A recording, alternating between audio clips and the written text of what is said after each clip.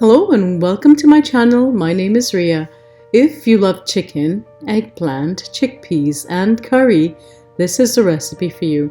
I wanted to make curry chicken with potato, or curried eggplant with potato, or curried channa with potato, but with no potato I had to improvise, and because I was under the weather and didn't want to leave the house, I decided to make one dish instead of three. So if you're interested in seeing this mashup of our favorite ingredients, let's start cooking. First thing I usually do is to assemble all my ingredients and make sure I have all the ingredients on hand or find substitutions if required. When you have all the ingredients together, mise en place, cooking is much less of a struggle. Rinse, peel, dice and repeat. You can use all the eggplant skin in this recipe, but I personally find it overpowering, so I peel half off. And this is the way my mom taught me. Do what makes you happy. Next, I'll chop the hot pepper, and hot pepper is optional. I'll chop 2 scallions and a bunch of bandhania, also known as recao, culantro, or shadow beni. Its cousin cilantro is a good substitute in this recipe. Comment below whether culantro is difficult to find in your area. Next, I'll chop a whole onion and 2 plum tomatoes. On weekends, I usually prep my meat in bulk so that cooking is very simple during the week. I'm using chicken legs cut in 2, but you can use thighs, a whole chicken cut up, or boneless chicken thighs. Not a fan of chicken breasts, so I'm not going to recommend that to you. I'm seasoning the chicken with 4 tablespoons of green seasoning, 2 tablespoons of minced garlic, half an onion, salt and pepper, and I'm also adding half of that scallion and half of the bandhania. A piece of hot pepper if you love that Caribbean heat, and a chopped tomato. You can manage the spiciness or level of heat in any curry by the amount of hot pepper that you use. You can use a lot or very little or none. Curry powder in itself is not spicy. In this medium cast iron pot, I'll add about 3 to 4 tablespoons of extra virgin olive oil. Use any oil that you wish. I love managing my time wisely so that while that's coming to temperature, I rinsed and drained my chickpeas, 1 can. Then I'll set it aside until it's time for its performance. Once the oil is nice and hot, I'll add the chopped onion and hot pepper and cook until the edges are brown or golden brown. It takes a couple of minutes, so be patient. Next, add curry powder, about 3 to 4 tablespoons, ground coriander, about a tablespoon, garam masala or achar masala, about a teaspoon. Then you'll also add 1 tablespoon of green seasoning, 1 tablespoon of minced garlic, and a half cup of water to the pot. Ground coriander, garam masala or achar masala are totally optional, but because I have a pantry full of spices that I need to use up, I thought, why not? Cook, stirring constantly until the curry is grainy and fragrant and has separated from the oil. It takes a couple of minutes. Add your seasoned chicken into the pot, which I hope you have marinated for more than 30 minutes or overnight. Stir to combine with all the curry powder and seasonings. Keep stirring until there's no more curry paste or curry powder at the bottom of the pot and everything is thoroughly combined. The heat is still on high because I want to get a good sear on that chicken. Next, the diced eggplant joins the party. Stir well to combine.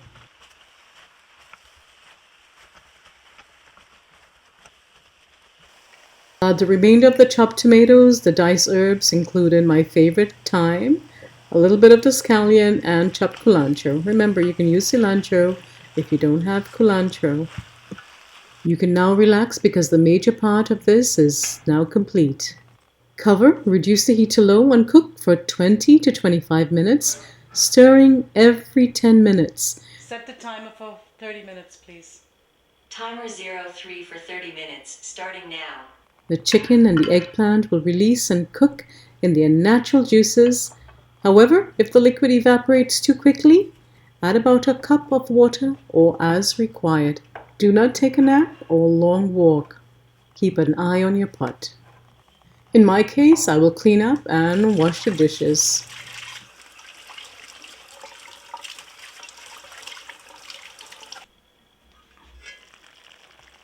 With this pot, it tends to stick at the bottom, so that just means I have to be extra careful and stir it more frequently.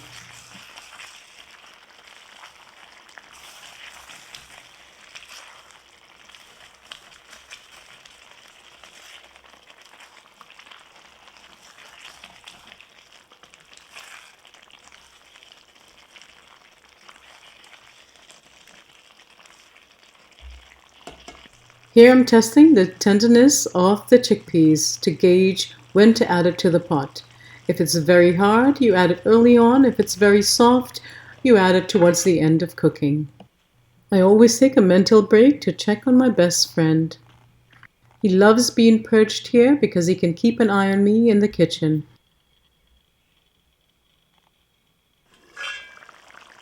With the heat nice and low, everything can cook in its natural juices, which makes it even more delicious.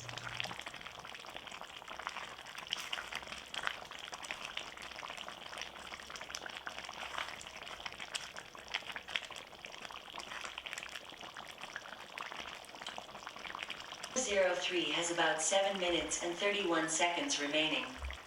The pot has been simmering for 22.5 minutes. Now it's time to add in the chickpeas and any remaining herbs that you have lying around. I know I said to add the remaining herbs early on, but apparently I had some extras here.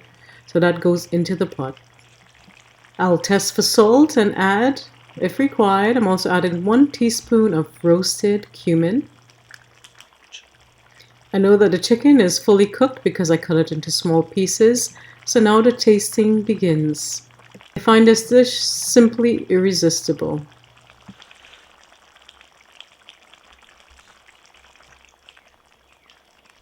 Because I want sauce and I know that this sauce will thicken up as it cools, I'm going to add a cup of water. Stir well to combine, cleaning down the sides of your pot. Remove the thyme sprigs if it has infused enough thyme flavor into the curry. Then I'm finishing up with a little pinch of salt. I'll cook for an additional 10 to 15 minutes for all the flavors to melt with the chickpeas, or the chickpeas to be infused with the flavors of the curry and the eggplant. And I'm also tasting again to just make sure that everything is in order. So delicious. Wow. The sauce is thickened. The marriage ceremony is now complete.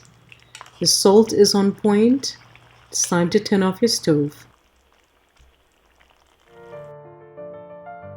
I would love to enjoy this curry chicken with eggplant and chickpeas with some dal puri, dosti roti, paratha roti, aloo roti, or my most recent addition, lentil roti.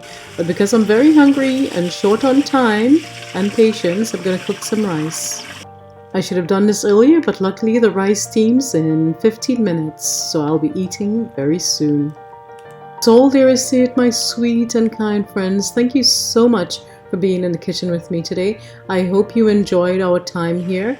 If you have, please like this video, share with your friends, leave a lovely comment below. You know I love hearing from you.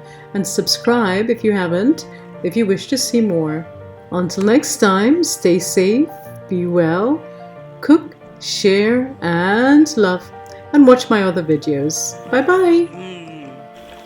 So delicious. So good. I love the texture from the channa. All the flavors are on point. Let me dip this piece in the pepper, because that is life right there.